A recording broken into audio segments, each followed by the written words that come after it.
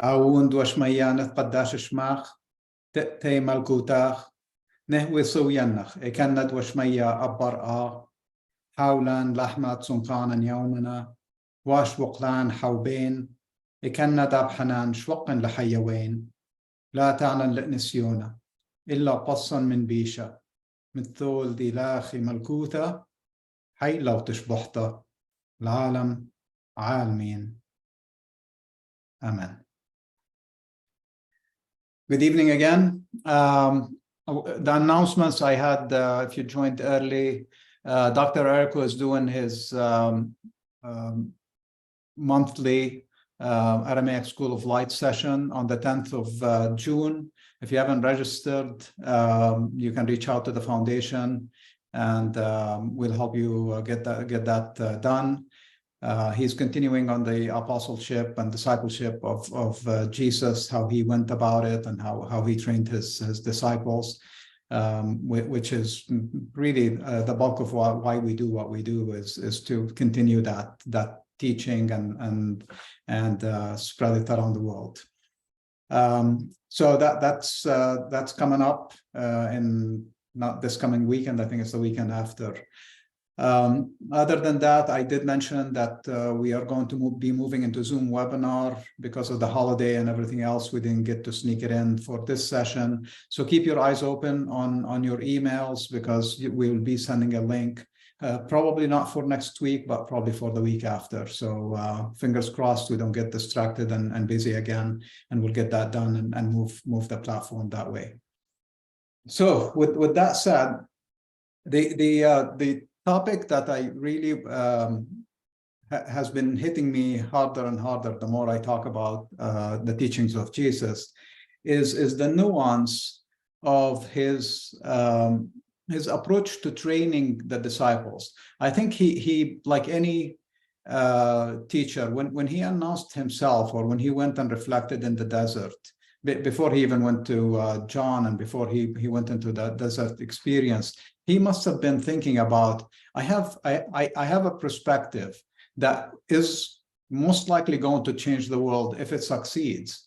How am I going to be doing that? What does that look like?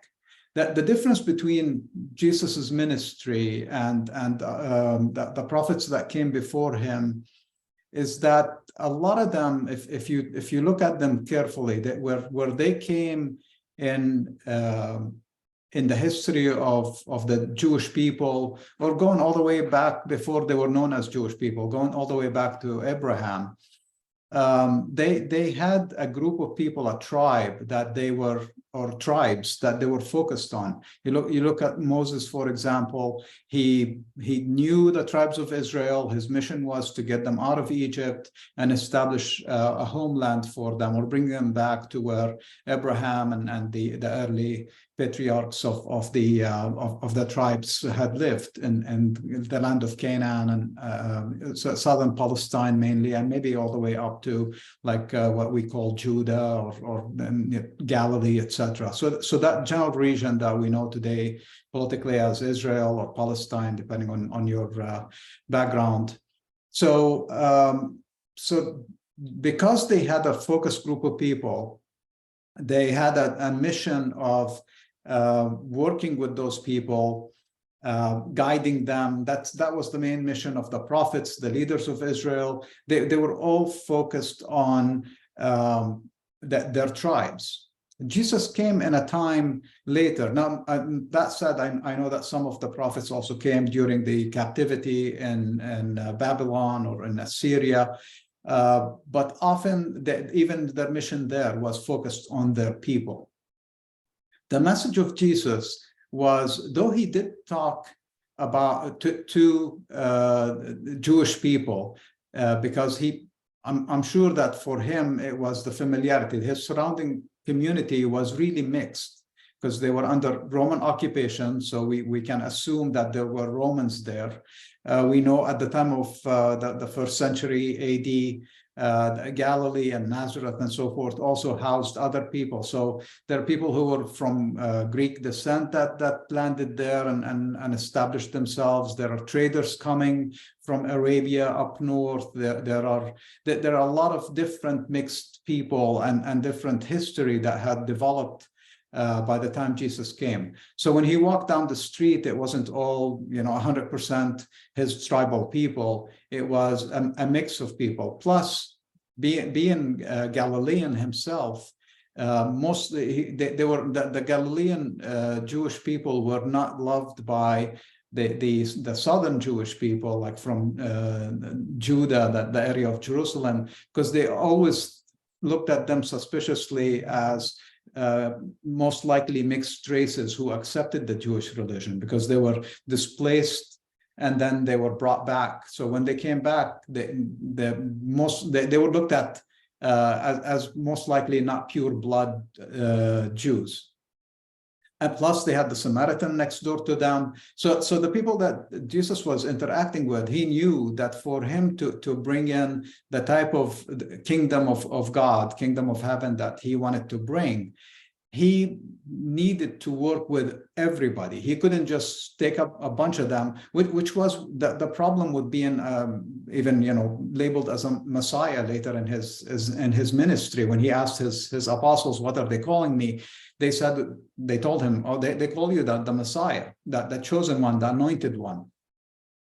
And or we say the Christ today. And he told them, "No, don't give me that label. I don't need that label." And the reason for that is, at the time, the Messiah that were expected to come were all going to be helping the Jewish people basically overthrow the Romans, reestablish the kingdom of David.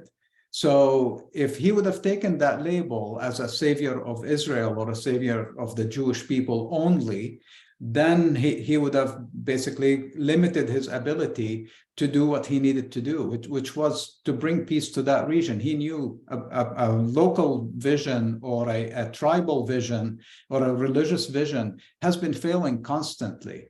That the history is littered with people who are trying to work with one nation, and when the nation succeeds and they have good leaders, they do well, but then eventually they start dividing from within, they start getting weaker, or they get noticed and other nations come and they take their riches away and they occupy their land, and more often than not try to totally destroy them and wipe them off the face of the earth.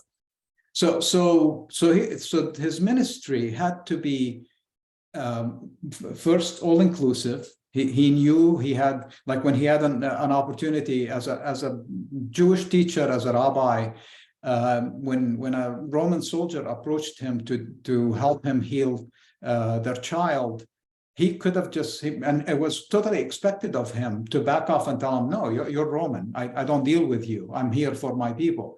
But Jesus broke that barrier. And then we are told that he spoke with the Samaritan woman, and he told her that that the truth that I'm bringing here is going to set everybody free.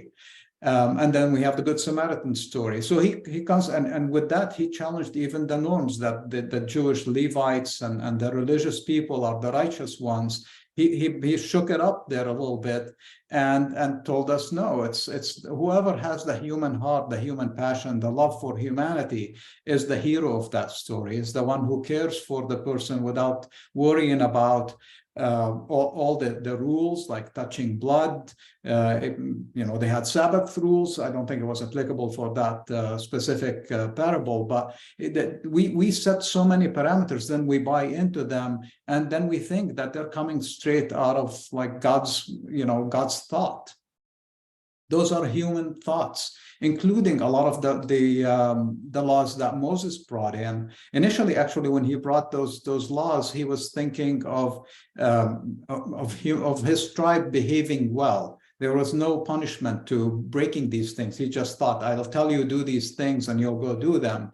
But then they had to add punishments and then ways around those laws with sacrifices and so forth. So there was always this dynamic of human slash spiritual law at play in the whole history of spirituality, I would say, because Abraham was not Jewish. when he came up with the idea, or was the one who's credited with bringing us this one wonderful God that takes care of all of us, as well as the people who wrote the first chapter of Genesis. So back to Jesus. So his ministry was difficult, because if he was a prophet for Israel, he would have been able to just focus on the people. Now he's thinking, how can I reach everybody around me? But his roots were in the Torah, his roots were in the prophets and the writings, the Jewish writings. So he needed people close to him who understood these things. Otherwise, he would have spun his wheels a lot trying to explain who this prophet is and who that king was, because they were not the ones that the Romans were familiar with. So his dilemma was, okay, I need to find people from my group, but I need them to be also open-minded and willing to make that leap of faith with me, to actually help other people, to go outside of the boundaries, because we as chosen people, and that was the claim of the Bible from the get-go, is that you've been enlightened, so I chose you. God chose these people to go out and enlighten the world and share with them the love of God, and Jesus got that. So he didn't want people who were going like, no, I'm just going to take this to my family. There were enough people doing that.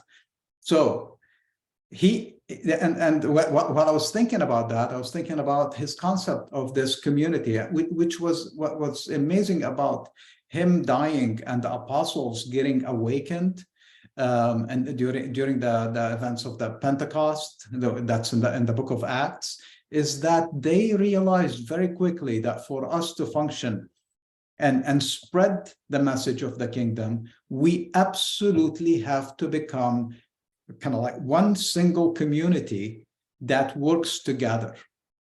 So keep that in mind, and I'm going to read my favorite parable, because it just opened up again as I was thinking about this. It's if you haven't heard me speak before, one of my favorite parables might be my favorite one, and I'm going to do the Luke version this time, which is identical to Matthew. So in Luke chapter, in the book of Luke, I was looking at something else. So chapter, I believe 13 and verse 20.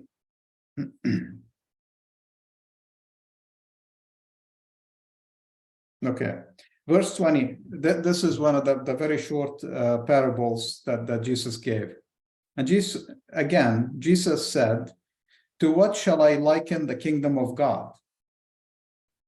It is like the leaven which a woman took and buried in 3 measures of flour until it was all leavened."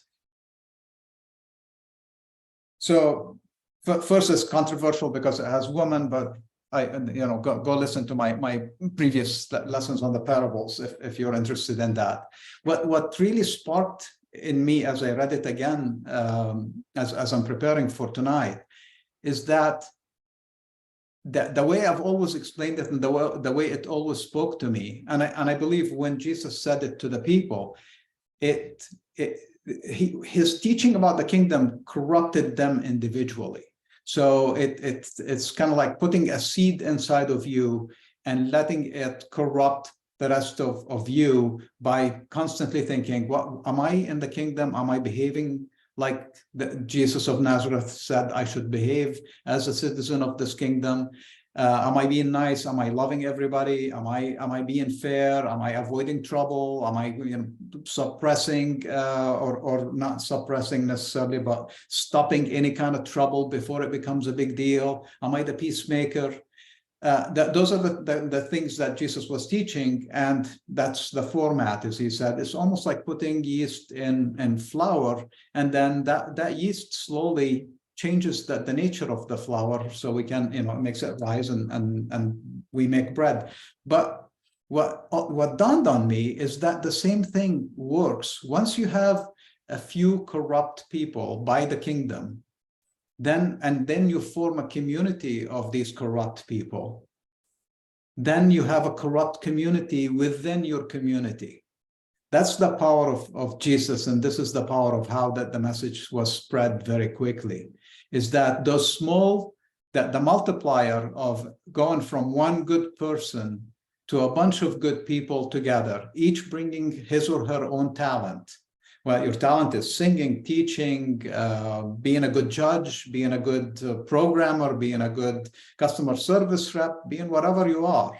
And then being good mom, good dad, good brother, good sister, all these different talents that came in together and multiplied, and then started becoming like these spots of light in their community. It's like, what's special about those guys? People became jealous. Like, what makes these guys happy? Even when they were persecuted, they were like together, holding hands, singing, is what we are told, being led into execution, very brutal execution.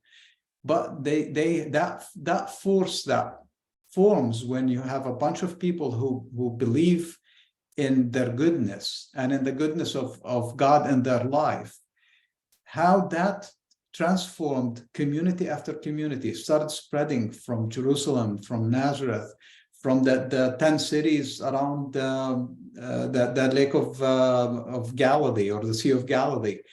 It's just started, and then he taught his apostles to take that talent, the ones who were able, and travel with traders. So it started, if you're a good trader and a part of this community, you took that and you set up communities in different places, in Persia and Iraq and southern Turkey, northern Syria.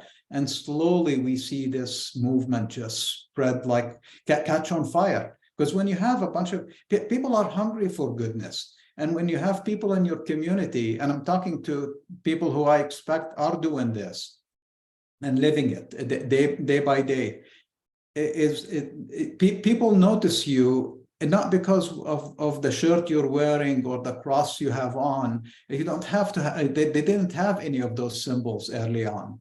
The most they had is probably a little scroll that somebody wrote during one of Jesus's talks, or during one of the evenings he spent with his friends around the table having dinner. And if he said one of these parables, they probably scratched it on a piece of paper and rolled it, and maybe made copies of it, and they put it as for protection while they're traveling, or if they're feeling ill. That's actually one of the questions that came during the week, and I'll go ahead and read the question. Please speak on sacraments, and the person puts a bunch of examples about that, including their own personal experience. So sacraments are when we're seeing things that speak to us almost at a different level, at a spiritual level. Plus, sacraments were eventually introduced into the church, but they became also almost like rules, and they had a lot of pomp and circumstance around them, like the sacrament of communion. So the church also took a lot of these things and added them to the religion aspect of the message of Jesus. Now, so sacraments, we have this thing about us. We knock on wood. We try not to open an umbrella in the house, depending on your culture. There are all these different things that have carried over probably centuries, hundreds, if not thousands of years, that we learn within our culture. And sometimes it's like better be safe than sorry, even if you're like a PhD in engineering or in math.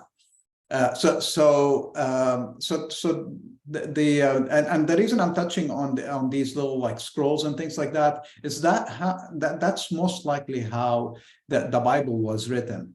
Now the Hebrew Bible had a totally different.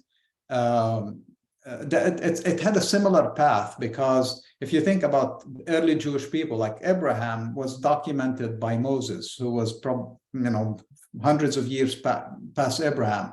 But the oral story of Abraham was carried over and over and over and over until it reached somebody who had the know-how. Moses came out of Egypt. Egypt had the papyrus and the way to write. So the tools that became available later help us learn about people who were there hundreds of years before the writing was available. This is similar to how the Bible, that the New Testament reached us.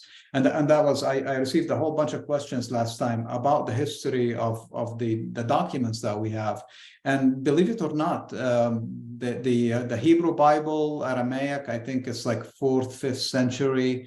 The Hebrew Bible with the Western Aramaic letters, the square letters, it's probably 4th, 5th century. The earliest Peshitta or of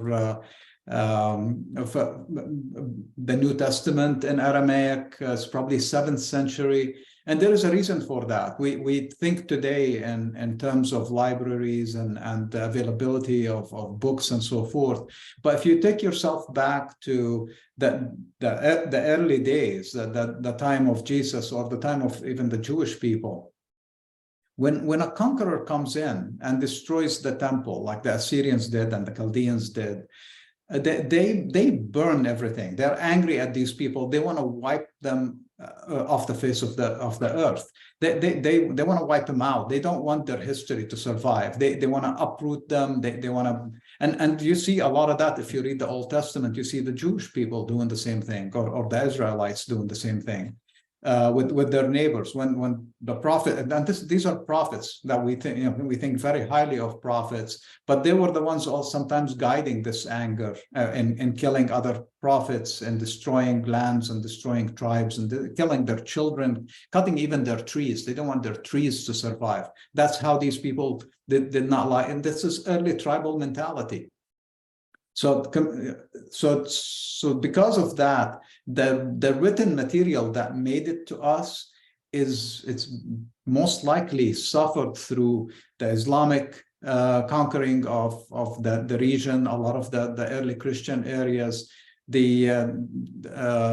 Rome was atheist. Rome was not monotheistic and did not believe in God, did not follow that until the 3rd century when they converted.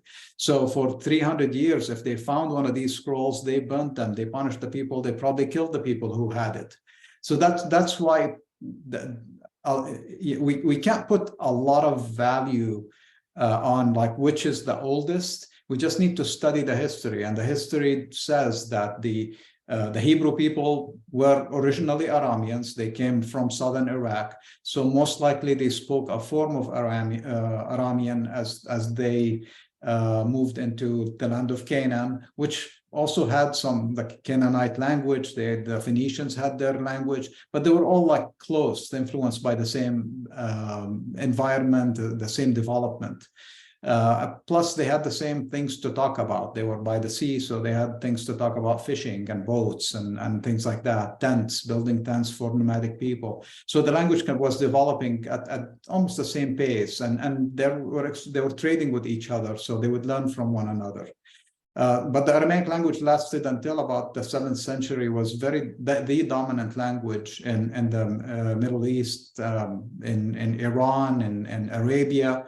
Until Arabic became the language of the Quran, and then it started spreading into the Middle East with the religion. And to this day, I was just speaking with my wife earlier today about a specific word, and I think we're listening to a song, and that Aramaic was right in the middle of that discussion, because the word that was being used in the song was not a traditional Arabic song, and it had 2 different ways. And because she studied Levantine Arabic, she was like, but you say it this way. It's like, yeah, we say it 3 different ways because of depending on where you're from. So these are it takes away sometimes from the message of Jesus when we get into the technicality of when the Bible was written and what language was used. Ultimately, my focus and Dr. Eriko's focus is to bring in the message, the goodness of that message. So that's why I wanted to talk about the community nature of Jesus. That's why I'm asking you send me a direct email through the foundation, or you ask for Lynn for my email. If you're doing these things, I'd love to hear about it. If you're thinking about doing them and have questions about how to start, how to go about doing it, let us know. That if all it is the, how many people are here today? Okay, 38 people minus 3 or 4 family and foundation members. So if we always are 35 people or 40 people or 100 people, it's not good enough. I want you to go and not preach, demonstrate these things. And if people ask you, where are you getting this stuff? Give them the YouTube link, invite them to one of these sessions. But we need to get this. It's like, it's sickening when I go turn the TV on about like whether the news segment has local or international or you name it. If you go by region, everybody is talking about painful things that people are doing to each other. And we have this treasure in our hands, and your life guided you to this moment. I would love for you to take it to the next level. And if you need to do your own healing before you get there, then let us know, and we'll continue to work with you on that as well. Because sometimes it does take that shifting. And if you have teachings that are challenging you, as I was saying, I started saying how when Jesus was recruiting those early people, if he would have picked the Pharisees as, hey, I'm going to go after the Pharisees, I'm going to recruit 5 Pharisees, and we're going to go do this new kingdom thing, he would have spent most of his time with the Pharisees in a room arguing about the Pharisee code of belief. And he would have, and the same thing would have been with the Sadducees, or if he would have climbed up the mountain and went to the Essenes, he would have been like, oh no, this is the book we use, and this is the way we dress, and these are the things we eat.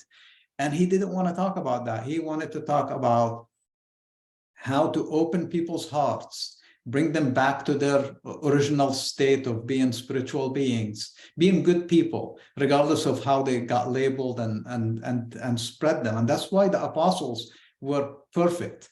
They were not, in a way, they were not perfect, but they were perfect for Jesus, because they were young, but not too young. They were young enough to leave home and learn, but not didn't have to go every night back to their house. They were not too old or old enough, even if they were open-minded. But if you're open-minded and old enough, life tends to kind of control your day-to-day. You have family, you have a job. If you're well off, you had properties to deal with. If you're the firstborn, you have family members to care for. If you are a mom already or a dad, you have kids to care for. So Jesus was brilliant when he was walking, and he said, hey, you too, come with me. He saw that. He saw, if I invest in these people before they get totally either engaged or mentally occupied, then he had a chance of bringing them into his teachings, and he spent a lot of time with them. We don't have them the day-to-day, but if you look between the lines and between the stories, when they say, and Jesus went from this village to that village, or he went back to Nazareth or down to Jerusalem, those are days of walking and sleeping and having meals with these apostles and disciples, the close ones. And they, I'm sure, bombarded him with questions. What does this parable mean? What did you mean when you said that? When you were talking to the woman at the well and you told her this and that, what did she say? How did you say it? And that's how they learned, is that interaction. And that's why I am emphasizing community, because he created that very tightly knit community and charged them with, go build communities, go spread this, but don't take books and symbols and so forth to do it. Do it by loving one another. Do it by the way you behave. Give freely. Whatever I give you, you can give freely, and then grow. Don't be limited. Well, Jesus said this is how you do it, so we're not going to try any other way. If it's a good way, if your heart is in the right place and you want to do that thing, and you try it out. Now, sometimes you might misfire, and that's the definition of sin. One of the questions that I got last week or a couple of weeks ago was, I understand the word for sin to be, it's correct. It's taita. So I'll show you what it looks like in Aramaic in a second. And means missing the mark. What is the mark? Is the Torah or the commandments the mark? And it is. Let me show you what it looks like. I'll take a second. So this is what the Aramaic word for sin. This is ha, ta, yod, ta, he, taita. And this is from John, the first chapter, 29th verse.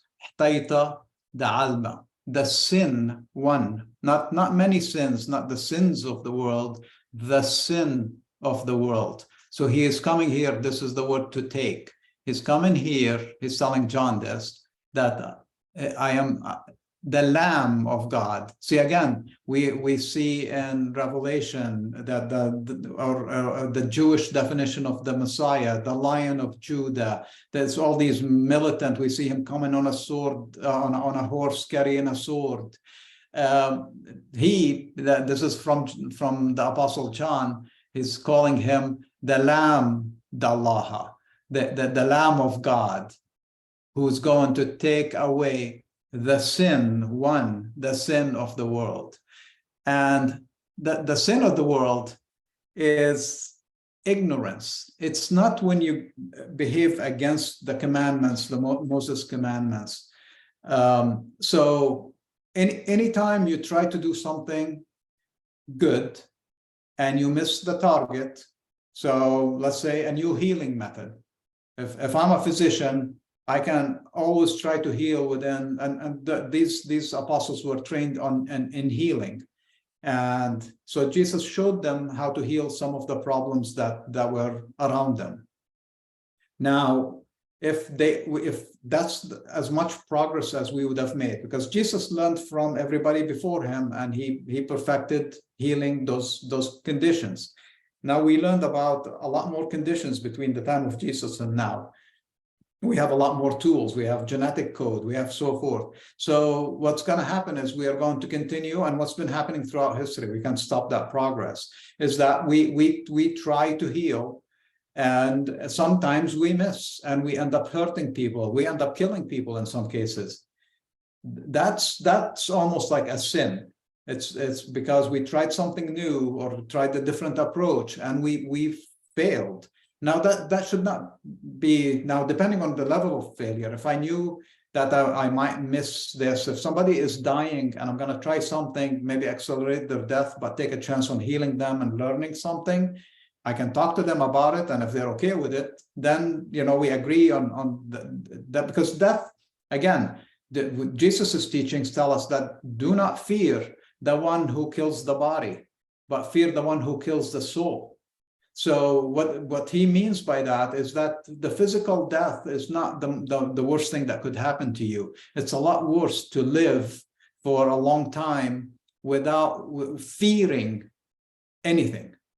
Okay, so fearing anything, it makes your quality of life worth nothing. If you can't get out of the house because you have somebody mean waiting for you outside, or if you can't travel to a place and enjoy that place because there are people there who are doing bad things, then you're not living your life. And I say that though I avoid conflict areas in the world when I'm selecting where to go spend my time.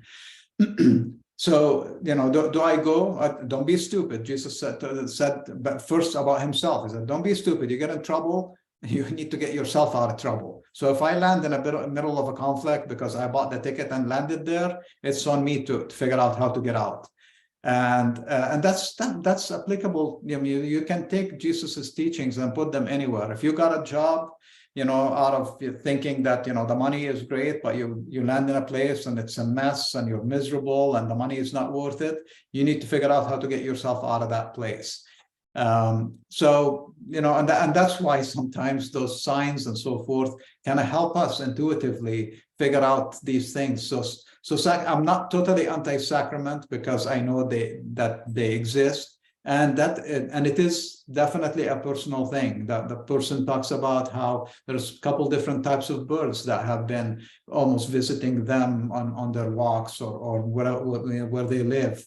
And if you are making connection, the closer you get to your soul, your spirit, your true nature, the more you feel connected with the world around you. And that includes all the animals and the trees and so forth. I truly believe that they do respond to us. And I practice it myself with my plants and my trees. Now, if a tree doesn't give me fruit next year, am I like an evil person, or is the tree evil? Like we get from the Bible when Jesus got upset when he saw a fig tree and ran to eat some of its fruit, but either the fruit wasn't good or it had no fruit, and they tell us he cursed it. He was hungry and he needed to eat. Neither the tree was evil, nor the fruit was evil, nor Jesus was evil. So again, I talked about the sin of the world, and the sin of the world is ignorance. So that's the one thing that you can't really take against somebody, which is ignorance.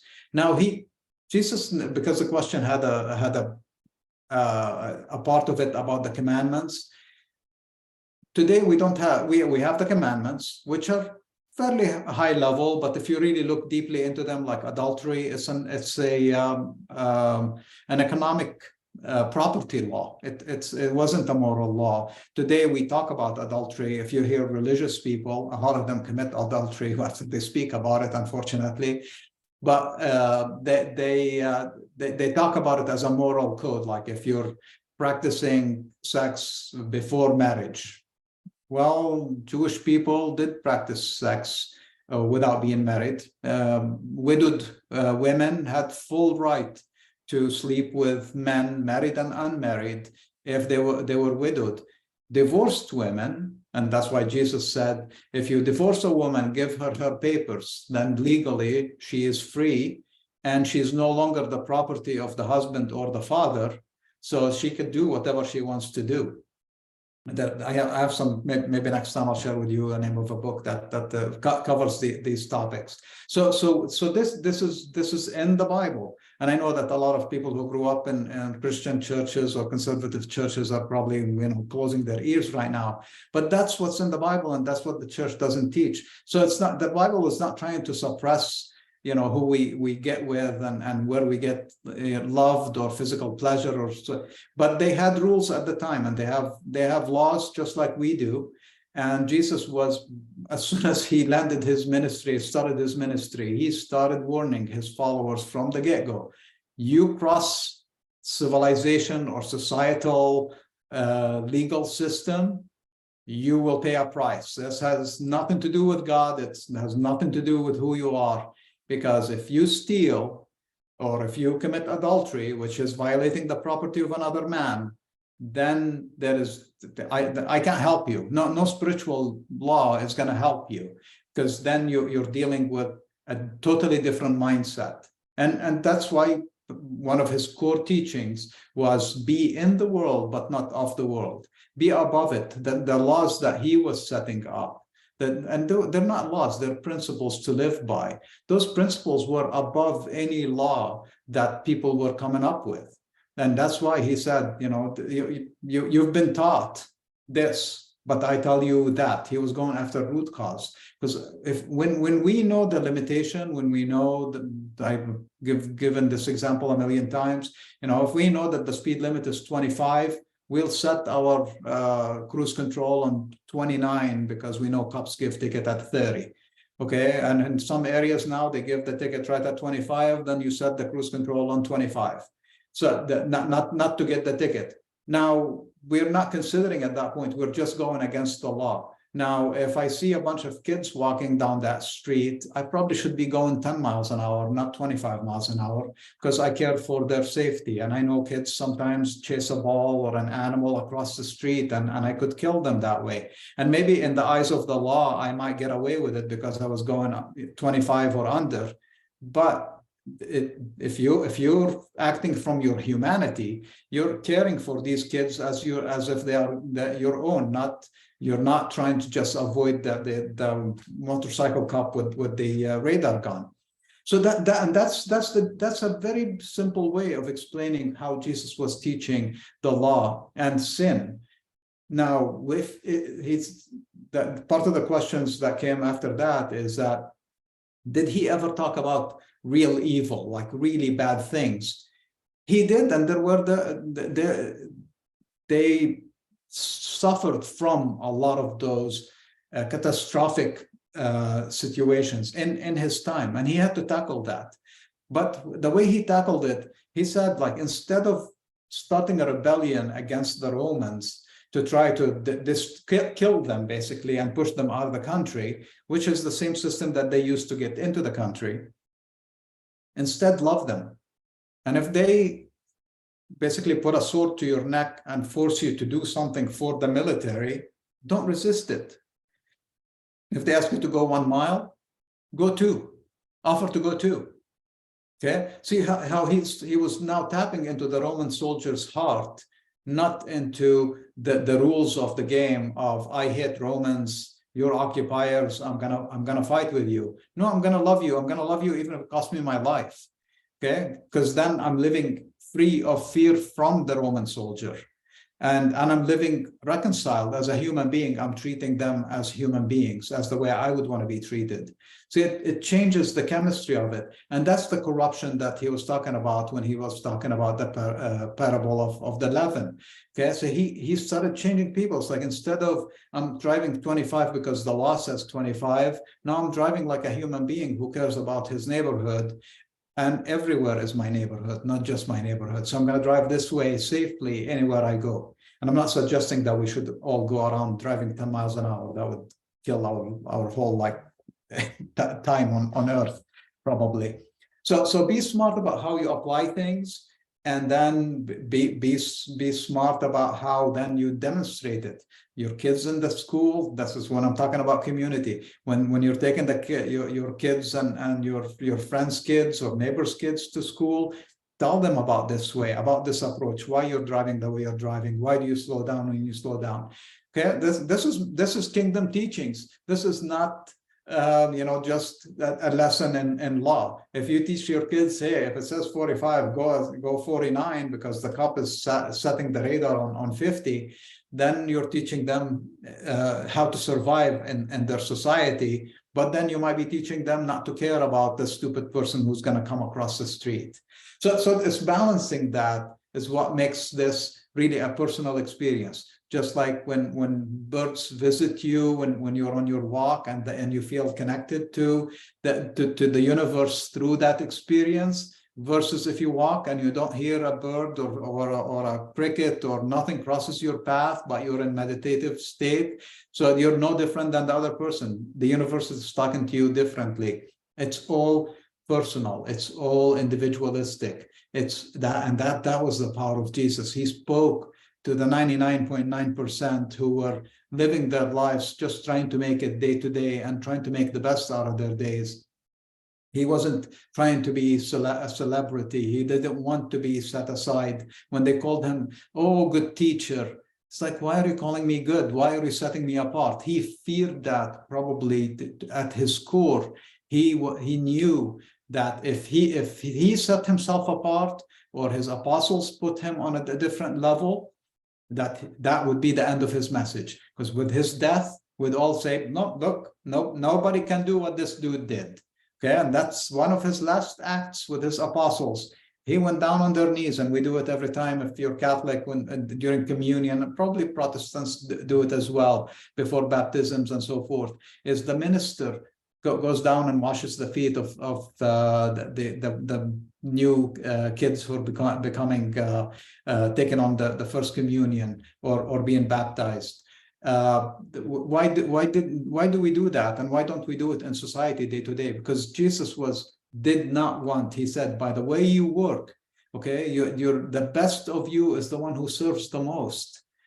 Not the first is that, and the one who tries to elevate themselves and tries to claim leadership is last. Okay, leadership does not come from me declaring that I'm a leader. Leadership comes when other people say, we want to follow you because you're doing all the right things. We want to do the right things like you do. We want to learn from you, and then we want to advance what you're doing. And with permission, without permission, right? That's what this is all about. This is what the kingdom of God, this is what the kingdom of heaven is all about. So we have about 15 minutes. I answered some of the questions. If the people who asked those questions are on the call and want more, send it through the chat. I'm just making sure I covered that. Okay, I think I covered the sacraments fairly well. So whether, and that applies to things that you might do. I know people who like to meditate with candle lights, with incense. It's not required. It doesn't take, but if it adds to your state, if it puts you in the right state of mind, those are sacraments, do them. There's nothing wrong with them. If they work for you, more power to you. Not required, but works. Okay, these are the questions from last time. Okay, I think, the first question that came last time that I missed here, what is your interpretation of the Song of Songs, or the Song of Solomon from the Old Testament? What are they about? Why are they in the Bible? Well, so I'll say this because it really affects almost everything in the Bible. And I had some recent arguments about that.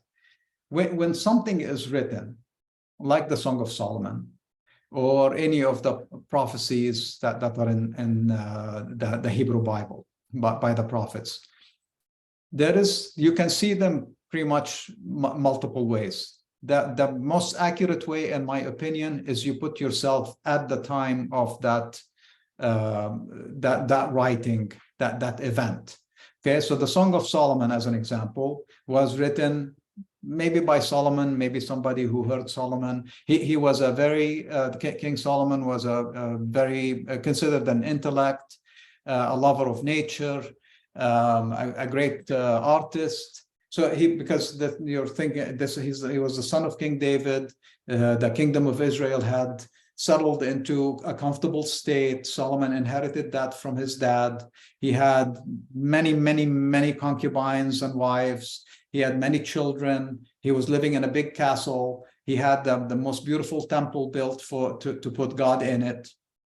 So he had time to reflect. It's one of those stages where a nation has gotten into this high level of comfort, and he had the time to reflect and not worry about the day-to-day and the skirmishes with the neighbors, and war within the tribes. Everybody was comfortable, though his people were starting to kind of be upset because he was taxing them too much for his for building the temple, to pay for the army, to pay for his castle and all his concubines.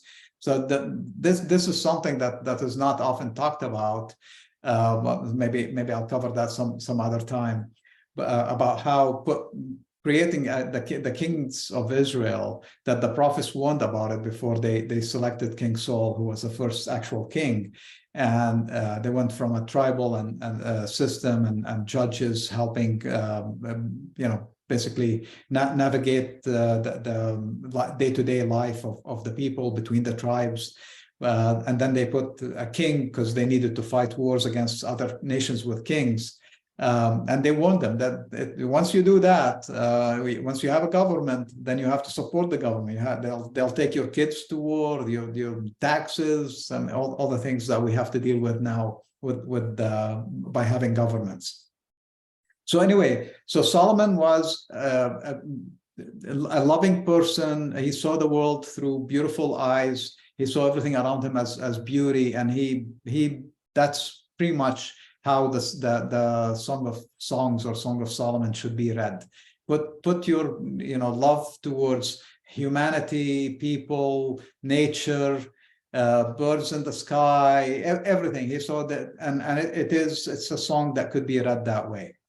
Now that's version 1.0, which I think is the most accurate.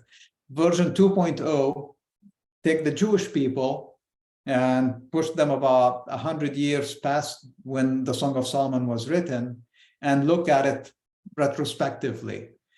So a lot of Jewish scholars and Jewish people see that as a way of Solomon telling us about how God, the God of Israel, loves Israel, loves the nation and the people of Israel. So they interpret it that way.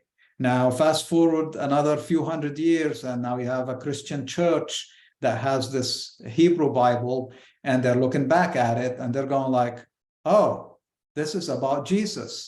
And this is about Jesus, God's love for Jesus, and Jesus's love for the church. So you'll see that everywhere, and the Bible itself, if you read even right as from the get-go, when you start reading like the Gospel according to Matthew, you'll see how they're pointing back to the different prophets to prove that John the Baptist or the baptizer was predicted by that prophet, and then Jesus was predicted by that prophet, and so forth. So, but versus if you just were living at the time of Isaiah or Ezekiel or any of those prophets, and they made a prophecy, most likely you would look around and go like, oh crap, the Assyrians are coming, the Babylonians are coming, okay, they're predicting a war with this tribe next door to us, or a period of lovely time for us. Right, but then you fast forward, the Jewish people have their own interpretation, version 2.0, and then you have the Christian interpretation, version 3.0. And all those things will have a 2.1 and a 2.2 and a 2.3 and 3.1 and etc. Because every new sect can look at it and take it to support their way, their perspective. So I prescribe to like what was happening at the time, and then I take it that way. Okay, so I think most of today's questions will be pushed to a couple of weeks from now. Okay, so did Jesus talk about something really terrible? Was evil just an error? Evil is not an error. I think we do have responsibility. That, as I said, sin is missing the target. Evil is when you can't blame ignorance and go out and do something knowing that it's going to be bad and it's going to hurt somebody. And that could be something simple, like something you say, or that could be something catastrophic, like taking somebody's life or many people's lives. So we see that constantly in history. And I think with the simple things that you can come back from, that Jesus had a beautiful system that was, maybe I'm oversimplifying it, but it was basically based on repentance, which is good, turn back to the way of God. So and then forgiveness for yourself to start with, because you need to reconcile. Okay, why the heck did I say that? And you need to get yourself, pray, meditate, whatever, get yourself back into balance. And then if you can, and you won't always succeed, can go to the person you said the bad things to or did the bad thing towards, and figure out how to reconcile that aspect. Now know that they might never forgive you, they might never forget, they might never talk to you again, they might even not want to see you when you want to go to apologize or request their forgiveness. That doesn't matter, because all you can control is yourself. You can't be angry with them. You can just say, okay, this is on me. I'm going to continue to do my healing.